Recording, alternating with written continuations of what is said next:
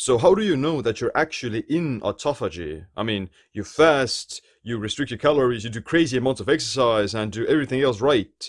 But how do you know that you get the health benefits of autophagy? That's a very good question, and in this video I'm gonna tell you what are the signs of autophagy and how do you know whether or not you're in autophagy. Get to the chopper! Let's go through some basics. Autophagy is a metabolic process or a mechanism by which your cells assemble and recycle themselves. It converts cellular debris into energy that gets used for survival. Autophagy gets activated primarily when you're experiencing energy deprivation and stress, such as while fasting or exercising. As your body becomes depleted of certain nutrients, then it's going to gradually start increasing autophagy as a way of coping with the stress and using the backup fuel that you have. Autophagy can be monitored by two different approaches. One, direct observation of autophagy-related structures and their fate, and two, quantification of autophagy lysosome-dependent degradation of proteins and organelles. Most of the measurements of autophagy are done in other animals, not humans,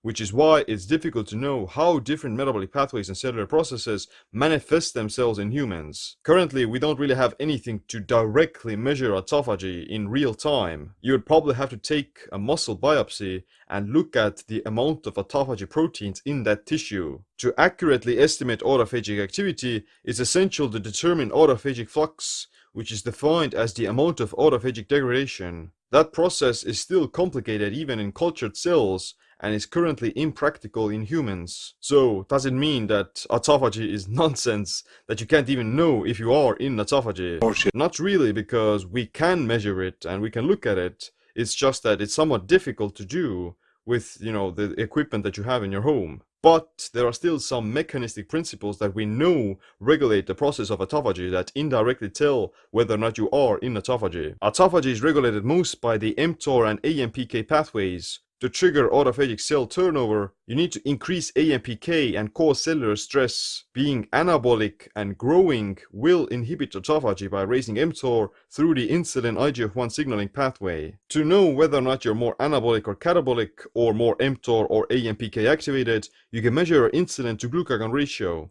Both insulin and glucagon are important for your body's homeostasis and survival. They will either make you store energy and repair vital tissues, which is anabolism, or break down backup storage so that you would survive, which is catabolism. In general, an increase in insulin-glucagon ratio is associated with more anabolism and mTOR, which equals weight gain, muscle growth, fat storage, hyperinsulinemia, and a higher risk of hypoglycemia. A reduced insulin-glucagon ratio promotes catabolism, fat loss, AMPK, and autophagy. To know what's your insulin-glucagon ratio, you can take a blood test from your medical doctor. However, you can also measure that at home by looking at your glucose-ketone index. The glucose-ketone index, or GKI, is a number between the relationship of your ketones and glucose levels.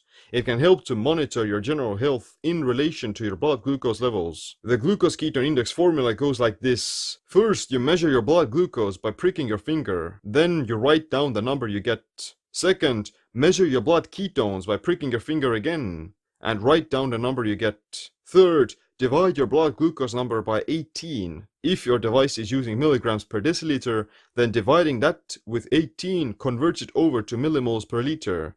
If your device is already showing millimoles per liter, then you don't need to divide anything and you can skip this step.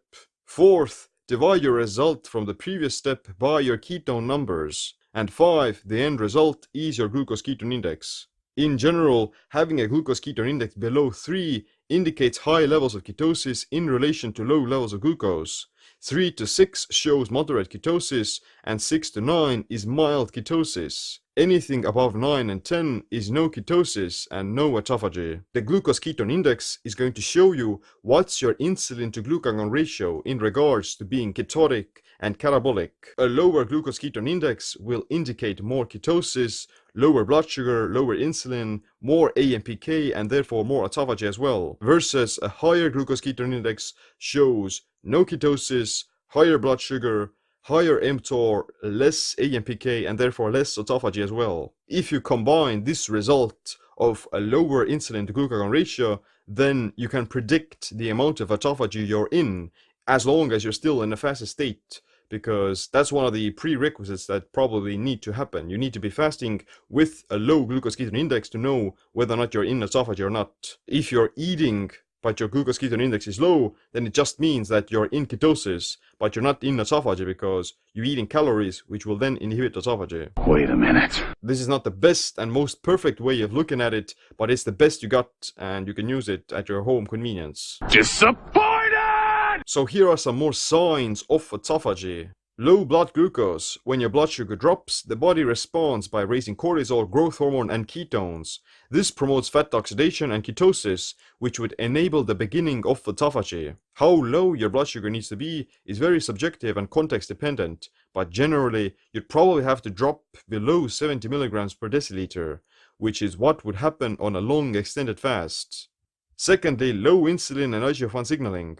High fasting insulin is associated with metabolic syndrome and diabetes, which happen due to energy excess. Furthermore, a lower insulin IGF-1 signal indicates more autophagy because of decreased nutrient signaling. Fasting, low-carb diets, and exercise all stimulate autophagy a bit, and they also reduce insulin IGF-1. Generally, a fasting insulin at less than 25 is considered normal, but I would say that for autophagy, you would probably have to be less than 15 or 20. Weight loss. The process of autophagy is involved in fat oxidation as well, in which it's called lipophagy. When you are fasting, then you will lose weight, and that also probably means that you have higher autophagy. However, when you're losing weight without fasting, then it also probably means that you're in higher basal autophagy because you're in calorie restriction, and therefore your energy stores are being somewhat depleted. Muscle loss. Autophagy protects against age-related dysfunction and sarcopenia by degrading misfolded proteins and organelles. The problem is that if you're fasting or under-eating for too long, then you will inevitably start to break down your own muscle tissue. Autophagy is a good thing for protecting against muscle catabolism, but too much of it will still lead to sarcopenia and muscle loss. How much autophagy is too much is very subjective, but I would say that the benefits of autophagy tend to hit the point of diminishing returns around day 3 to 5, so definitely there's no real reason to be fasting any longer than that. And lastly, skin health. Wrinkles and skin damage happen as a result of aging and oxidative stress. It can also trigger autophagy in the skin fibroblasts and thus promote skin health. Your skin reflects the health of your gut and digestion. With fasting, your skin would clear up without using any products or creams. A lot of people have been asking, what's my skincare routine and what kind of products do I use? Well, the answer is just fasting and eating an anti-inflammatory diet, because I literally don't use anything.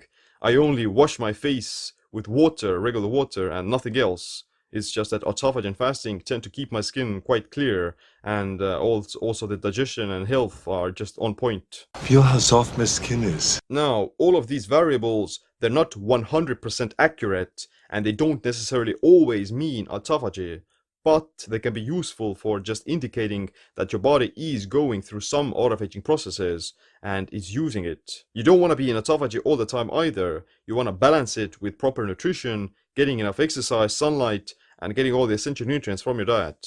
If you want to know how to cycle autophagy and activate it when it is beneficial, then check out my book, Metabolic Autophagy. But other than that, thanks for watching this video. Make sure you click the like, subscribe, notification bell as well. My name is Siim. Stay autophagic, stay empowered. Get to the chopper!